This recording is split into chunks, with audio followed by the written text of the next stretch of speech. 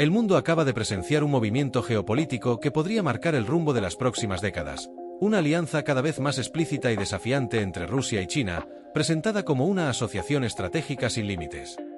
La frase es contundente y la intención resulta evidente: enviar un mensaje directo a Occidente y, sobre todo, a Estados Unidos de América. No se trata solamente de acuerdos bilaterales o de cooperación energética. Estamos frente a una narrativa cuidadosamente elaborada que intenta proyectar a Moscú y Pekín como los nuevos ejes de un orden mundial alternativo, en oposición abierta a lo que ellos califican como la hegemonía occidental. Bienvenidos.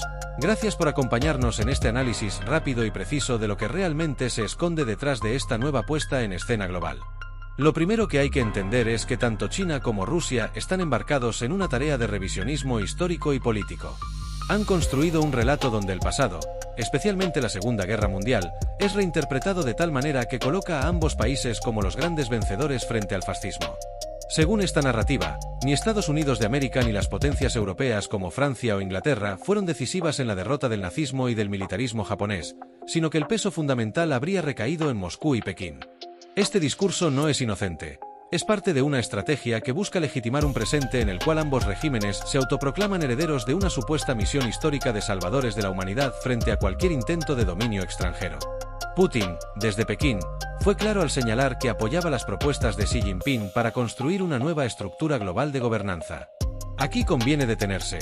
Lo que en los medios chinos y rusos se traduce como gobernanza global, en realidad es una propuesta de un gobierno global alternativo, liderado no por democracias liberales sino por regímenes autoritarios que se presentan como defensores del derecho internacional. La paradoja es evidente. El mismo Kremlin que invadió Ucrania habla ahora de respeto a la Carta de la ONU, mientras el Partido Comunista Chino, que reprime a sus ciudadanos y disidentes, se coloca como promotor de un sistema mundial más justo e igualitario. A este eje Moscú-Pekín se le han sumado actores que refuerzan la imagen de un club de regímenes totalitarios. El dictador norcoreano Kim Jong-un llegó a la cumbre en su tren blindado, fiel a la tradición de su padre y su abuelo, con el mismo miedo irracional a volar. El presidente iraní también estuvo presente, consolidando la idea de un frente común de gobiernos que comparten no solamente intereses estratégicos, sino también un profundo rechazo a la democracia liberal y al sistema internacional dominado por Estados Unidos de América y Europa. Incluso líderes de países de Asia Central, muchos de ellos sostenidos en el poder gracias al respaldo militar ruso, se hicieron presentes como muestra de lealtad. Lo interesante de esta reunión no está solamente en los discursos o en los gestos simbólicos. Rusia y China firmaron más de 20 acuerdos que abarcan desde cooperación energética hasta facilidades migratorias. Pekín levantó la exigencia de visa para los turistas rusos, y Moscú respaldó abiertamente las reclamaciones chinas sobre Taiwán. La construcción de un nuevo gasoducto confirma que China ya no es solamente la fábrica del mundo, sino también un gigantesco consumidor de energía, con un apetito que lo convierte en el segundo o tercer mayor mercado global. Esto representa un giro estratégico, pues coloca a Rusia como un proveedor indispensable para la economía china, al mismo tiempo que Moscú encuentra un salvavidas económico en medio de las sanciones occidentales. Sin embargo, no debemos caer en la trampa de sobreestimar esta alianza. Ni Rusia ni China tienen la capacidad militar para desafiar directamente a Estados Unidos de América. Washington sigue siendo la primera potencia global en términos tecnológicos, financieros y militares. La alianza Moscú-Pekín es en gran medida una operación propagandística que busca proyectar una imagen de fortaleza y cohesión que no necesariamente corresponde con la realidad. La propaganda se refuerza en el plano cultural e histórico. En China llevan semanas transmitiendo películas, documentales y discursos donde se magnifica el papel del Partido Comunista en la lucha contra Japón, cuando en realidad fueron los nacionalistas del Kuomintang quienes llevaron el peso de la resistencia. Es un intento de moldear la memoria colectiva para legitimar al actual régimen como sucesor de una supuesta gesta heroica. Putin, en la misma línea, insiste en vincular la actual Rusia con la antigua gloria soviética y hasta con la tradición imperial zarista, construyendo un relato donde Moscú aparece como pilar indispensable de cualquier equilibrio global. Los paralelismos históricos son inevitables. Esta alianza recuerda al eje Berlín-Roma-Tokio en los años 30 y 40, que también se presentó como alternativa a un orden mundial dominado por las potencias coloniales y financieras de Occidente. Hoy, el nuevo eje sería Moscú-Pekín-Teherán-Pyongyang, con algunos aliados menores como Cuba, Venezuela o Serbia. La diferencia fundamental es que este bloque carece del poder militar y económico suficiente para realmente sustituir a Occidente, aunque no debemos subestimar su capacidad de generar inestabilidad, desinformación y conflictos regionales. Cuba es un caso ilustrativo de cómo estos regímenes se apoyan entre sí. Díaz-Canel viajó primero a Vietnam y luego a China, mendigando recursos y apoyo. El gobierno vietnamita, paradójicamente, que alguna vez recibió ayuda cubana durante su guerra, terminó organizando una campaña nacional de recolección de dinero para La Habana, con aportes de instituciones y ciudadanos. Un gesto simbólico, pero que muestra hasta qué punto Cuba se ha convertido en un eterno pedigüeño internacional. El problema es que, como han reconocido empresarios y diplomáticos de estos países, invertir en Cuba es como arrojar dinero a un barril sin fondo. Nunca pagan sus deudas, no realizan reformas y se limitan a vivir del subsidio extranjero. La frustración es evidente. Mientras Vietnam y China han sabido implementar un modelo de capitalismo autoritario que mejora la vida de sus ciudadanos sin renunciar al control político, Cuba sigue aferrada a un sistema económico ineficiente y represivo.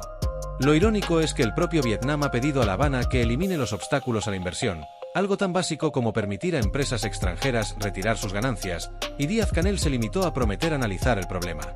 Esa incapacidad estructural muestra la diferencia entre un régimen que, con todo y su autoritarismo, aprendió a generar riqueza, y otro que vive de pedir limosna internacional.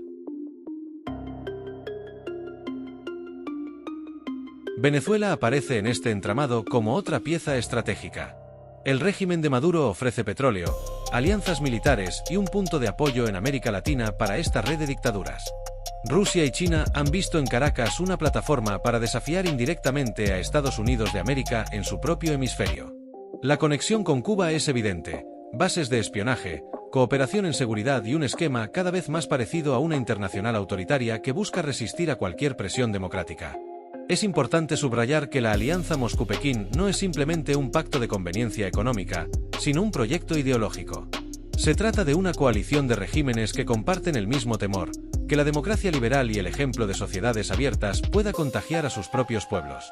Por eso se apoyan mutuamente en foros internacionales, se protegen en organismos como el Consejo de Derechos Humanos de la ONU y coordinan estrategias para debilitar el discurso de derechos humanos y libertad individual. El problema, para ellos, es que sus contradicciones internas son demasiado grandes.